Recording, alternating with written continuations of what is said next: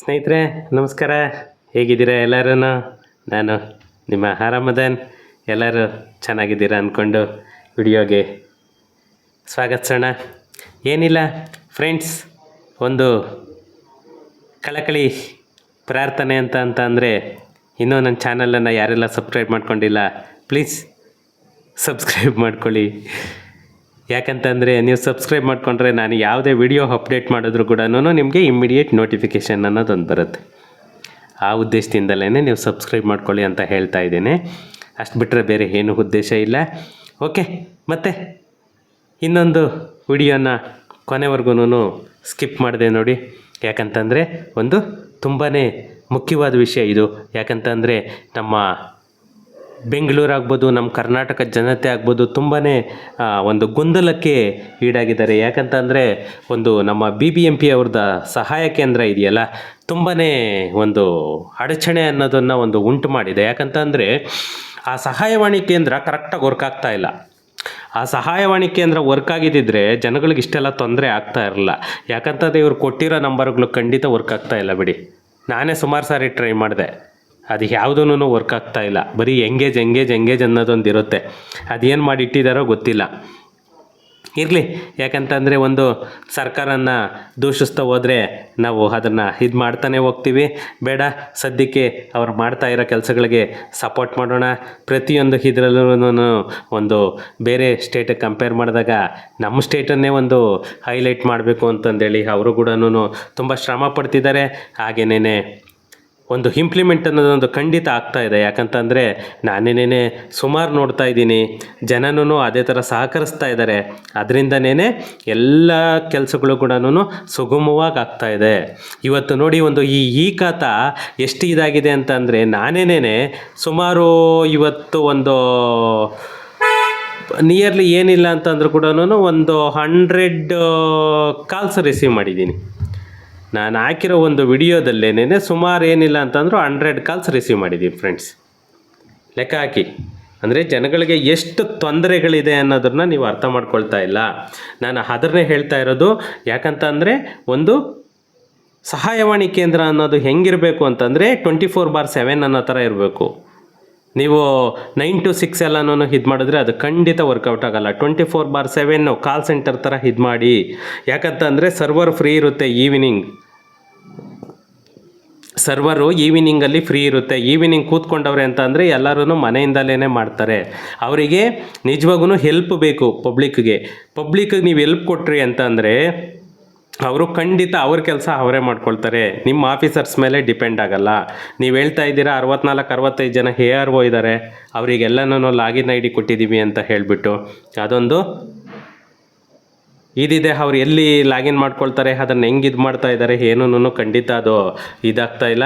ಯಾವ ರೀತಿ ವರ್ಕೌಟ್ ಆಗ್ತಾ ಇದೆ ಅಂತಲೂ ಗೊತ್ತಿಲ್ಲ. ಫ್ರೆಂಡ್ಸ್, ಇವತ್ತು ಒಂದು ಮುಖ್ಯವಾದ ಇನ್ಫಾರ್ಮೇಷನ್ ಅಂತಂದರೆ, ಯಾಕಂದರೆ ತುಂಬ ಜನಗಳಿಗೆ ಇದೊಂದು ಕನ್ಫ್ಯೂಷನ್ ಅನ್ನೋದೊಂದಿತ್ತು. ಯಾಕಂತಂದರೆ ಆ EC ಮ್ಯಾಂಡೇಟರಿ ಆಗೋಗ್ಬಿಟ್ಟಿದೆ. ಎನ್ಕಂಬರೆನ್ಸ್ ಸರ್ಟಿಫಿಕೇಟ್ ಇದೆಯಲ್ಲ, ಎನ್ಕಂಬರೆನ್ಸ್ ಸರ್ಟಿಫಿಕೇಟ್ EC ಏನಿದೆ ಅದು ಒಂದು ತುಂಬಾ ಒಂದು ಕನ್ಫ್ಯೂಷನ್ ಅನ್ನೋದೊಂದು ಸ್ಟಾರ್ಟ್ ಮಾಡಿಬಿಟ್ಟಿದೆ. ಯಾಕಂತಂದರೆ ಇವರು ಫೋನ್ ಮಾಡಿದಾಗೆಲ್ಲನೂ 2004ರಿಂದ ಟಿಲ್ ಡೇಟ್ 2004ರಿಂದ ಟಿಲ್ ಡೇಟ್ ಅಂತಂದೇಳಿ ಯಾವಾಗ ಹೇಳಿ ಇದು ಮಾಡಿದ್ರು. ಅದಕ್ಕೆ ನಮ್ಮ BBMP ಬೃಹತ್ ಬೆಂಗಳೂರು ಮಹಾನಗರ ಪಾಲಿಕೆ ಏನಿದೆ ಅದು ಒಂದು ಮಹತ್ವವಾದಂತಹ ಒಂದು ಅಪ್ಡೇಟನ್ನು ತೊಗೊಂಡು ಬಂದಿದೆ, ಒಂದು ಚೇಂಜಸನ್ನು ತೊಗೊಂಡು ಬಂದಿದೆ. ಏನಂತ ಅಂದರೆ, ಯಾಕಂತಂದರೆ ಒಂದು ಸಣ್ಣ ಪುಟ್ಟ ಇದಿಲ್ಲ. ನಮ್ಮ ಬೆಂಗಳೂರಲ್ಲೇನೇ ಸುಮಾರು 24 ಲಕ್ಷ ಪ್ರಾಪರ್ಟಿ ಇದೆ. 24 lakhs ಪ್ರಾಪರ್ಟೀಸ್. 24 ಲಕ್ಷ ಪ್ರಾಪರ್ಟಿಗಳಲ್ಲಿ ಕೆಲವುಗಳಿಗೆ ಮಾತ್ರ ಈ ಖಾತಾ ಆಗಿರೋದು. ಇನ್ನೆಲ್ಲ ಆಲ್ಮೋಸ್ಟ್ ಪೆಂಡಿಂಗ್ ಇದೆ. ಅಂದರೆ ಲೆಕ್ಕ ಹಾಕಿ. ಅಷ್ಟು ಮುಗಿಸ್ಬೇಕು ಅಂತಂದರೆ ಮಾನ್ಯ ಸಿದ್ದರಾಮಣ್ಣ ಅವ್ರು ಹೇಳಿದ್ದಾರೆ ಫೆಬ್ರವರಿ 10 ಮುಗಿಸ್ಬೇಕು ಅಂತ. ಖಂಡಿತ ಇನ್ನೂ 6 ತಿಂಗಳು ಟೈಮ್ ತೊಗೊಳುತ್ತೆ. ಇನ್ನು ಏನಿಲ್ಲ ಅಂತಂದರೂ 6 ತಿಂಗಳು ಟೈಮ್ ಬೇಕು. 6 ತಿಂಗಳಲ್ಲಿ ಆಯಿತು ಅಂತಂದರೆ ನಮ್ಮ ಪುಣ್ಯ ಅಂತಲೇ ತಿಳ್ಕೊಬೇಕು. ಯಾಕಂತಂದರೆ ಒಂದು ಈ ಗೊಂದಲ ಅನ್ನೋದೊಂದು ಇದೆಯಲ್ಲ, ಅದಕ್ಕೆ ನೀವು ಕ್ಲಾರಿಟಿ ಕೊಡ್ತಾ ಇಲ್ಲ. ಕ್ಲಾರಿಟಿ ಕೊಟ್ಟರೆ ಜನ ಎಲ್ಲನೂ ಅವ್ರ ಮನೆಯಲ್ಲೇ ಕೂತ್ಕೊಂಡು ಮಾಡ್ಕೊಳ್ತಾರೆ, ಇಲ್ಲ ಹೋಗಿ ಎಲ್ಲಾದರೂ ಸೈಬರಲ್ಲಿ ಕೂತ್ಕೊಂಡು ಮಾಡ್ಕೊಳ್ತಾರೆ. ಯಾಕಂದರೆ ಇವತ್ತು ಪ್ರತಿಯೊಬ್ಬರ ಹತ್ರ ಸ್ಮಾರ್ಟ್ಫೋನ್ ಇದೆ, ಪ್ರತಿಯೊಬ್ಬರ ಹತ್ರ ಲ್ಯಾಪ್ಟಾಪು ಕಂಪ್ಯೂಟರ್ಸ್ ಇದ್ದೇ ಇರುತ್ತೆ. ಅದರಿಂದ ಈಸಿಯಾಗಿ ಕೆಲಸ ಮಾಡ್ಕೊಳ್ತಾರೆ ಅವರು. ಬಟ್ ನೀವು ಅವರಿಗೆ ಕರೆಕ್ಟಾದ ಮಾಹಿತಿ ಕೊಡ್ತಾ ಇಲ್ಲ. ಮೊದಲು ಆ ಸಹಾಯವಾಣಿ ಕೇಂದ್ರನ ಒಂದು ಇಂಪ್ಲಿಮೆಂಟ್ ಮಾಡಿದ್ರೆ ಖಂಡಿತ ಅವರು ಅವ್ರ ಕೆಲಸನ ಅವರೇ ಮಾಡ್ಕೊಳ್ತಾರೆ. ಇದು ಏನಂತ ಅಂದರೆ ಒಂದು ಫ್ರೆಂಡ್ಸ್ ಏನೂ ಇಲ್ಲ, ನೀವು ಈಸಿನ ಎನ್ಕಂಬರೆನ್ಸ್ ಸರ್ಟಿಫಿಕೇಟನ್ನು ನೀವು ಇವಾಗ ಪ್ರಾಪರ್ಟಿ ಒಂದು ವರ್ಷದ ಹಿಂದೆ ತೊಗೊಂಡಿರ್ತೀರ. ನಿಮ್ಗೆ 2004ರಿಂದ ಏನಕ್ಕೆ ಬೇಕು ಸಿ? ನಿಮ್ಮ ಹೆಸ್ರಿಗೆ ಇವಾಗ ಖಾತಾ ಮಾಡ್ತಿರೋದು ಇದಲ್ಲ. ಆ್ಯಕ್ಚುಲಿ ಇವತ್ತು ಒಂದು ಚೇಂಜಸ್ ಏನಂತಂದಿದೆ ಅಂತಂದರೆ, ನಿಮಗೆ ನಮ್ಮ BBMP ಕಡೆಯಿಂದ ಒಂದು ಮುಖ್ಯವಾದ್ದು ಇನ್ಫಾರ್ಮೇಷನ್ ಇದೆ ಆ್ಯಕ್ಚುಲಿ. ಯಾಕಂತಂದರೆ ನಿಮ್ಮ ಗೊಂದಲ ಏನಿತ್ತು ಅದನ್ನು ಪರಿಹಾರ ಮಾಡಬೇಕು ಅಂತಂದೇಳೇನೆ ನಿಮಗೆ ಒಂದು ಚೇಂಜಸನ್ನು ತೊಗೊಂಡು ಬಂದಿದೆ. ಅದೇನಂತ ಫ್ರೆಂಡ್ಸ್ ಏನೂ ಇಲ್ಲ, ಅದು ಒಂದೇನೇ ಆ್ಯಕ್ಚುಲಿ ಮೈಂಡಲ್ಲಿ ಇಟ್ಕೊಳ್ಳಿ. ನಿಮ್ಮ ಪ್ರಾಪರ್ಟಿ ಯಾವತ್ತು ರಿಜಿಸ್ಟ್ರೇಷನ್ ಆಗಿರುತ್ತೆ ಅದರ ಹಿಂದಿನ ದಿನದಿಂದ ಇದ್ದರೂ ಕೂಡ ಸಾಕು. ಅಂದರೆ ಫಾರ್ ಎಕ್ಸಾಂಪಲು ಇವತ್ತು 31st ರಿಜಿಸ್ಟ್ರೇಷನ್ ಆಗಿದೆ ಅಂತಂದರೆ ನಿಮಗೆ 30th ಜನವರಿ 2025ಇಂದ ಟಿಲ್ ಡೇಟ್, ಫಾರ್ ಎಕ್ಸಾಂಪಲ್ ನಾಳೆಗೆ ನಿಮ್ಮದು ಇವಾಗ 24 ಡಿಸೆಂಬರಲ್ಲಿ ರಿಜಿಸ್ಟ್ರೇಷನ್ ಆಗಿದೆ.